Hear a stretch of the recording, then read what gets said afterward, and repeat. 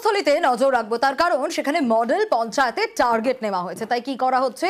জঞ্জাল সাফাই। ড্রেনের জলে গঙ্গা দূষণ রোধে পঞ্চায়েত জোর দিচ্ছে। ড্রেনের নোংরা জল সাফাইয়ে তাই ফিল্টার চেম্বার তৈরি হচ্ছে। দেখি আরো ডিটেল এ বিষয়ে নবকুমার জানাতে পারবে। নবকুমার, মডেল পঞ্চায়েতের টার্গেটে কি করা হচ্ছে?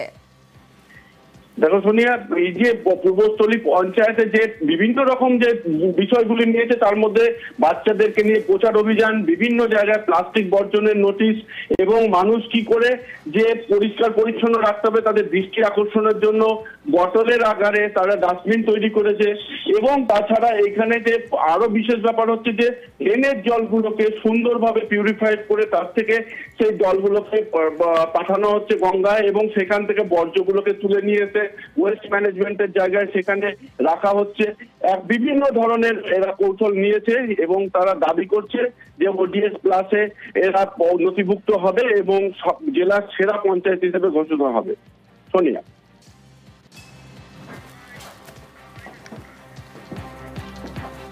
এই যে উদ্যোগগুলো তো পঞ্চায়েত নিয়েছে, এটা খুব ভালো। এর আগে এই উদ্যোগটা তো ছিল না। এই উদ্যোগটা নেওয়ার ফলে এলাকায় খুব ভালো তো পরিষ্কার পরিচ্ছন্ন আর কি তো থাকছে, এতে আমরা খুবই তো খুশি। ড্রেনগুলো তো পরিষ্কার করছে, রাস্তাঘাটের তো আশেপাশে যেহেতু জঙ্গলগুলো তো পরিষ্কার হচ্ছে, যার জন্য তো মশা মাছির তো আর কি হচ্ছে না, তো জমছে না। এই উদ্যোগগুলো নিয়েছে পূর্বস্থলী গ্রাম পঞ্চায়েত, এতে আমরা গ্রামবাসী হিসাবে খুবই তো খুশি। বিভিন্ন জায়গায় ব্লক থেকে কেজ লাগানো হয়েছে, আমাদের ফিল্টার চেম্বারগুলো লাগানো হয়েছে, করা হচ্ছে বিভিন্ন জায়গাতে। বাজারগুলোতে অ্যাওয়ারনেস ক্যাম্পেনিং হয়েছে, গাছ রোপণ হয়েছে। ড্রেনের জলগুলো যাতে পুকুরে না পড়ে, সেই জলগুলোকে যাতে না পড়ে তার জন্য ব্যবস্থা করা হচ্ছে ফিল্টার চেম্বার। যে এখানে ময়লা ফেলবেন না, বা আমাদের ব্যানার লাগানো হয়েছে বহু জায়গায় এবং দেয়াল লিখন হয়েছে যাতে গ্রামের মানুষের সুবিধা হয়, আর্সেনিক মুক্ত জল পায়। সেই জন্য আমাদের বিভিন্ন জায়গায় পঞ্চায়েতের যে আমাদের 15 এবং যেভাবে ধরা হয় আমাদের প্ল্যান, সেইভাবে করা হচ্ছে।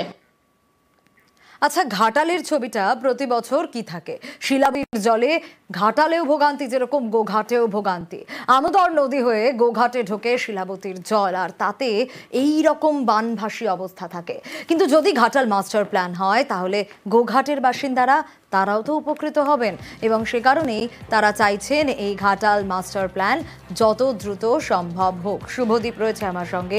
শুভদীপ, ঘাটালের ছবিটা তো আমরা দেখি, কিন্তু গোঘাটের বাসিন্দারা তারাও উপকৃত হবেন সমানভাবে ঘাটাল মাস্টার প্ল্যানে, তাই তারাও তো খুশি। হ্যাঁ, একেবারেই। দেখো সোনিয়া, কারণ ঘাটাল যেভাবে দুর্ভোগ প্রত্যেক বছর হয়, সেভাবে কিন্তু গোঘাটের মানুষও একইভাবে দুর্ভোগে পড়েন। তাই রাজ্য সরকার যেহেতু ঘাটাল মাস্টার প্ল্যানের প্রাথমিকভাবে যে কাজ শুরু করেছে, তাতে কিন্তু গোঘাটের বাসিন্দারা আশায় রয়েছেন যে ঘাটাল মাস্টার প্ল্যানের কাজ যদি সঠিকভাবে রূপায়ণ হয়, তাহলে কিন্তু তাদের এই দুর্ভোগটাও কমবে এবং এই জল যন্ত্রণা থেকে প্রত্যেক বছর বর্ষাকালে যেটা হয়, সেটা থেকে তারা মুক্তি পাবেন। তাই তারা চাইছেন দ্রুত যাতে ঘাটাল মাস্টার প্ল্যানের কাজ হয়। বেশ।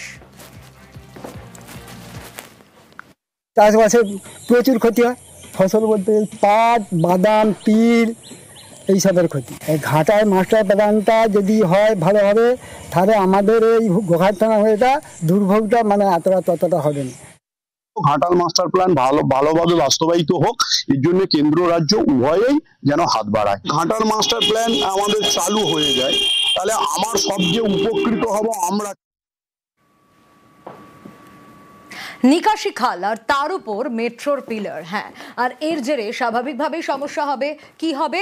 জল বেরোনোর রাস্তাটা বন্ধ। বৃষ্টি হলেই রাস্তায় জলে জল অবস্থা। দক্ষিণ দমদম পুরসভার 5টি ওয়ার্ডে 10 বছর ধরেই ভোগান্তি চলছে বলে অভিযোগ। স্থানীয়রা কি দাবি করছেন? দক্ষিণেশ্বর এয়ারপোর্ট রুটে মেট্রো রেলের কাজের জন্য এই হাল হয়েছে। দ্রুত সমস্যা সমাধানের আশ্বাস মেট্রো কর্তৃপক্ষের।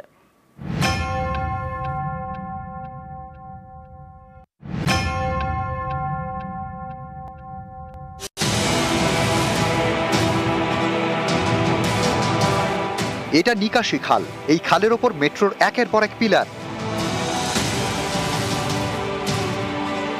এতে খালের জল বেরোনোর রাস্তা বন্ধ।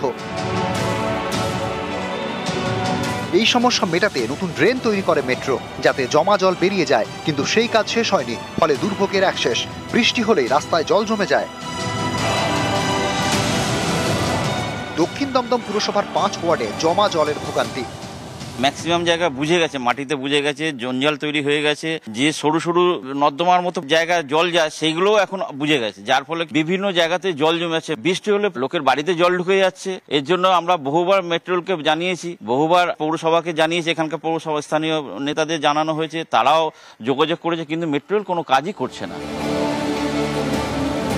দক্ষিণ দমদম পুরসভার 1, 2, 4, 5 এবং 6 নম্বর ওয়ার্ড, এখান দিয়ে গিয়েছে নিকাশি খাল। এখানকার জল পড়ে বাগজোলা খালে। দক্ষিণ দমদমের এই নিকাশি খালের উপর দিয়ে গিয়েছে দক্ষিণেশ্বর এয়ারপোর্ট মেট্রো রোড। তাই খালের বুকে একের পর এক পিলার। কাজ এখন শেষ পর্যায়ে, কিন্তু বাসিন্দাদের দুর্ভোগ চরমে। তাদের অভিযোগ, এভাবে নিকাশি নালা বন্ধ হয়ে যাওয়ায় এলাকায় নোংরা জলে বেরোনোর পথ বন্ধ। বৃষ্টি হলে রাস্তায় জল জমে, তখন দুর্ভোগ চরমে।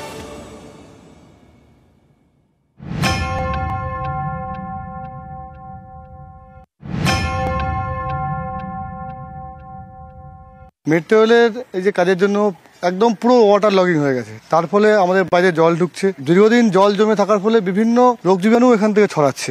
আমরা মেট্রো রেলকে পৌরসভার পক্ষ থেকে আমরা এখানে স্থানীয় নেতাদের জানিয়েছি, তারা মেট্রো রেলকে পৌরসভার মাধ্যমে বারবার চিঠি দেওয়া হচ্ছে, কিন্তু মেট্রো রেল কোনো কর্ণপাত করছে না। খুব বাজে অবস্থায় জায়গাটা। এমনি তো বাগজোলা খাল অপরিসর হয়ে গেছে, তার উপর সরু একটা করে ড্রেন করে দিয়েছে এবং ড্রেনটা ইনকমপ্লিট, তার ফলে বিস্তীর্ণ এলাকা বর্ষাকালে জলে ঢুক। প্লাস হচ্ছে জল জমলেই যেটা হয় ডেঙ্গুর প্রাদুর্ভাব। যেখানে যেখানে ড্রেন আসার কথা, মানে যেখানে কানেকশন, ওখান দিয়ে জল বেরো, ওগুলো মেট্রো রেল পাঁচিল তুলে বন্ধ করে দিয়েছে।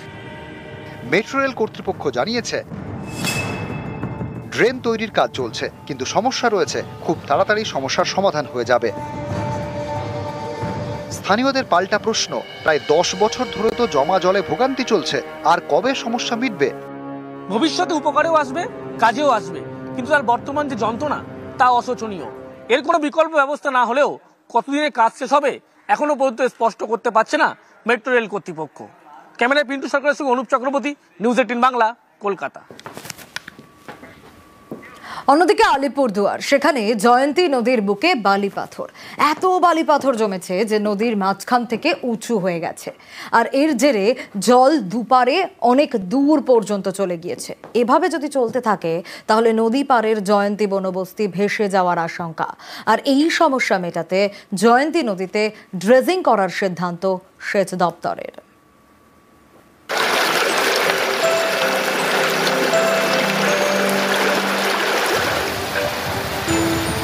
আলিপুরদুয়ারের কালচিনিতে জয়ন্তী পাহাড়। এই পাহাড়ের কোল থেকে নেমেছে জয়ন্তী নদী। এই নদী ঘিরে ব্রিটিশ আমলে তৈরি হয় জয়ন্তী জনপদ, বনবস্তি।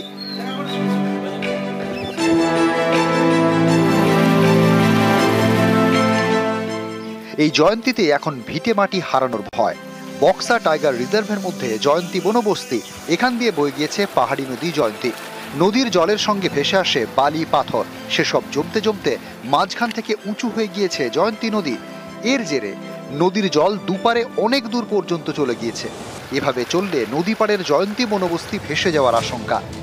এই সমস্যা মেটাতে জয়ন্তী নদীতে এবার ড্রেজিং এর সিদ্ধান্ত নিয়েছে সেচ দপ্তর। ডেভলিউশন সমস্যা শহরটা জোড়ার বেডের থেকে নিচে চলে গেছে এবং এর মধ্যে একটা খতরা বা ওই কি আশঙ্কা বেড়ে গেছে, যার জন্য আমরা চিন্তিত। তবে ড্রেজিং ওখানে আমরা টেক আপ করে নিয়েছি, চলছে, ওতে অনেকটা সলিউশন হয়ে যাবে। তারপরে বোল্ডার জমে রিভার বেড একদম উঁচু হয়ে যাচ্ছে, একদম গ্রাম নিচু হয়ে গেছে, রিভার বেডটা উঁচু হয়ে গেছে। এর ফলে আমাদের যখন বর্ষার সময় যেরকম পরিস্থিতি হয় যে নদীর জলটা পুরো গ্রামের ভিতরে ঢুকে যায়, গ্রামের ভিতরে যখন ঢুকে তখন আমরা আশঙ্কা থাকি কখন বার এসে আমাদের ভাষা নিয়ে চলে যাবে, কোনো গ্যারান্টি থাকে না। ড্রেজিং করে জয়ন্তী নদীর বুক থেকে বালি পাথর তোলা হবে, এতে নদীর উচ্চতা কমবে, নদী বইবে আগের মতো। দুপাশের গ্রাম ভেসে যাওয়ার আশঙ্কা থাকবে না। যেহেতু পলি মাটি জল জমা জল ডলমাইটের জল যেই জঙ্গলে যাচ্ছে গ্রাসল্যান্ড নষ্ট হয়ে যাচ্ছে, গ্রাসল্যান্ড নষ্ট হচ্ছে, জন্তু জানবার চলে যাচ্ছে আশেপাশে থেকে ছেড়ে। যেমন ছোটো জন্তু বলতে গ্রাসল্যান্ডগুলো ছোটো ছোটো ঘাসগুলো যে হয়, যেমন হরিণ এগুলো যে খায়, সাম্বার বাইসান এগুলো খায়, এগুলো তো ছেড়ে চলে যাচ্ছে আমাদের জঙ্গল। এই নিয়ে আমাদের জঙ্গলেরও ক্ষতি হচ্ছে, গ্রামেরও ক্ষতি হচ্ছে। গ্রাম তো পরে বাঁচলেও চলবে, কিন্তু আগে প্রথমে আমাদেরকে জঙ্গল বাঁচা উচিত। আলিপুরদুয়ার থেকে রাজকুমার কর্মকার, নিউজ 18 বাংলা।